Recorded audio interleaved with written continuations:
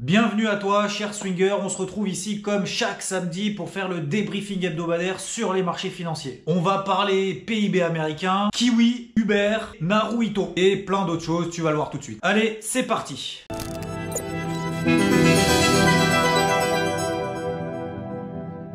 Commençons comme à chaque fois par la macroéconomie et le chiffre le plus attendu de la semaine, c'était le PIB américain et il est ressorti absolument exceptionnel, c'est juste incroyable d'ailleurs. Et pour cette première estimation du premier trimestre 2019, le marché s'attendait à une croissance de 2,2% et le chiffre qui en est ressorti, c'est 50% au-dessus de celui-là, c'est-à-dire 3,2% de croissance au premier trimestre 2019. Et ouais, ils sont complètement dingues ces Américains. Alors que, rappelle-toi, au dernier trimestre 2018, c'était seulement 2,2% de croissance. Donc là, encore une fois, plutôt une bonne nouvelle, hein, si on prend vraiment que la macro au sens réel du terme. Sauf que, et c'est là où ça risque de changer un petit peu toute la donne, rappelle-toi que la Réserve fédérale américaine, autrement dit la Banque centrale américaine, avait justement annulé complètement ces deux hausses de taux prévues en 2019 parce que, justement, les prévisions de croissance étaient pas terribles du tout. Et même pire que ça, les marchés s'attendaient même à ce que potentiellement la Fed revoie à la baisse ses taux directeurs en 2019. Donc là, on avait affaire carrément à un reversement de situation. Et la semaine prochaine, la Réserve fédérale américaine va se réunir pour voir qu'est-ce qu'elle va faire au niveau de ses taux directeurs, de sa politique monétaire et revoir très certainement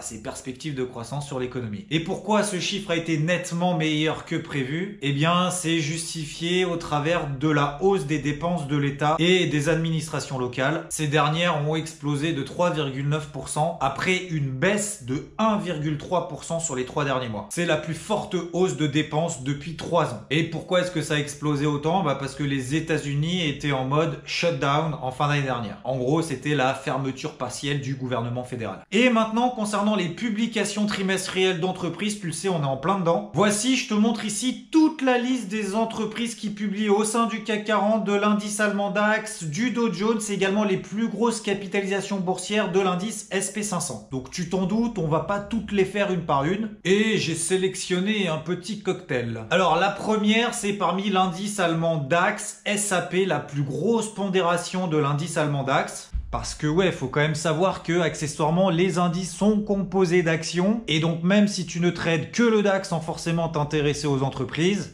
faut quand même être au courant que la plus grosse pondération elle publie. Et donc la publication de SAP est ressortie meilleure que prévu, ce qui a donné sur les cours du titre une explosion des records historiques. Donc voilà ici le graphique de l'action SAP depuis 2008. Elle est passée de 20 $ à 115 $. Donc je te laisse faire le calcul.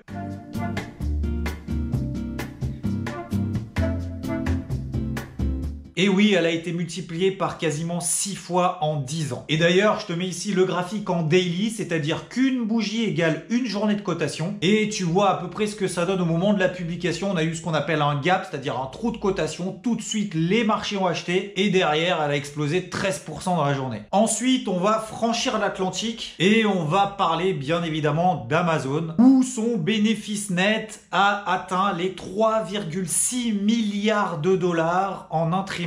Alors qu'à la même période l'année dernière, le bénéfice net était ressorti à seulement 1,6 milliard de dollars. Quand même déjà pas mal, mais tu vois que c'est quand même nettement mieux. Et par rapport à ce qu'attendait le marché, puisque c'est ça qui nous intéresse, et plus particulièrement le bénéfice net par action, en anglais earning per share, et là il a explosé les scores. On attendait 4,72 $ par action et il est sorti à 7,09 $ par action. Et pour le deuxième trimestre 2019, on s'attend à peu près à 60 milliards de dollars de vente, donc de chiffre d'affaires. Ce qui représente à peu près entre 13 et 20% de croissance. Donc disons que Amazon se porte plutôt pas mal. Ensuite, on va pas toutes les faire, mais sache que l'action Microsoft a également profité des bonnes publications de l'entreprise et le groupe pèse maintenant la coquette valorisation de 1000 milliards de dollars. C'est quand même plutôt pas mal. Et enfin, une petite dernière, Facebook Facebook a publié, meilleur que prévu également. Bon, il y a quand même des mauvaises nouvelles. La première qui fait partie de l'indice Dow Jones, c'est 3M, qui a perdu quasiment 13% sur son action lors de la publication de ses résultats. Et pour la petite histoire, elle fait des rubans adhésifs et des post-it. Mais c'est pas tout, elle fabrique aussi des équipements médicaux. Et les chiffres n'étaient pas bons à tel point qu'elle a annoncé dans la foulée la suppression de 2000 emplois dans le monde. Et enfin, la déception, j'allais dire un petit peu comme toujours, c'est Tesla, les voitures électriques.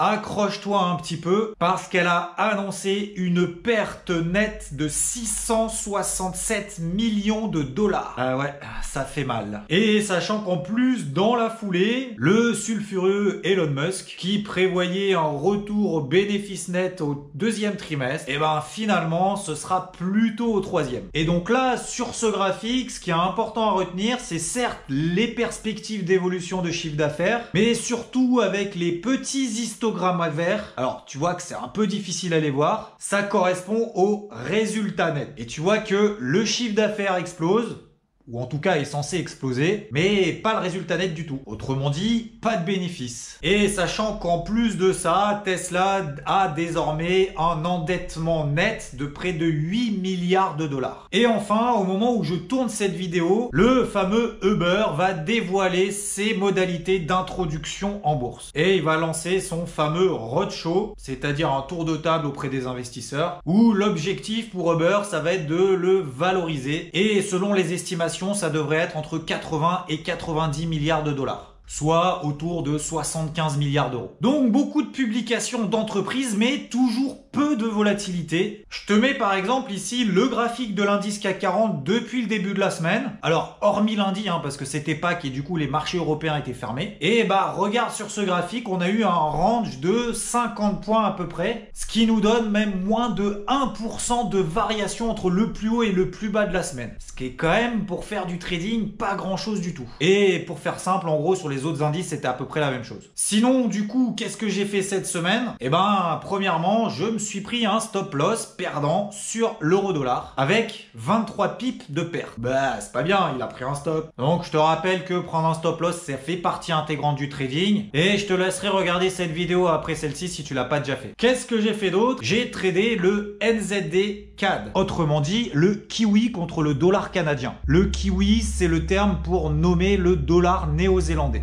Eh ben, j'ai pris une première position ici, que j'ai renforcée ensuite, et du coup, ça a donné une première sortie avec plus 55 pips de gain sur une première position, et la deuxième position court toujours avec un stop de protection placé au cours d'entrée. Et du coup, plus de risque sur la position, et j'ai déjà encaissé des gains sur une première position. Donc, tout va bien, c'est pour ça qu'encore une fois, prendre des stop loss, c'est pas bien grave, parce que ça permet de trader d'autres actifs et d'être plus ouvert d'esprit et plus concentré. Pas de rester focalisé absolument sur sa position perdante et d'être dépendant d'une statistique macroéconomique, plus particulièrement le PIB américain. Voilà, on a fait le tour. Et juste un petit détail, si tu trades l'indice Nikkei, c'est-à-dire l'indice japonais, sache que la bourse japonaise va fermer pendant 10 jours. Et oui, parce qu'après 30 ans et 5 mois très précisément, le règne de l'empereur japonais Akihito s'achèvera le 30 avril. Il va abdiquer au profit de son fils aîné, le prince Naruhito, et il deviendra donc le 126e souverain du trône. Sur ce, je te souhaite bon règne à toi et je te dis à la prochaine. Ciao ciao.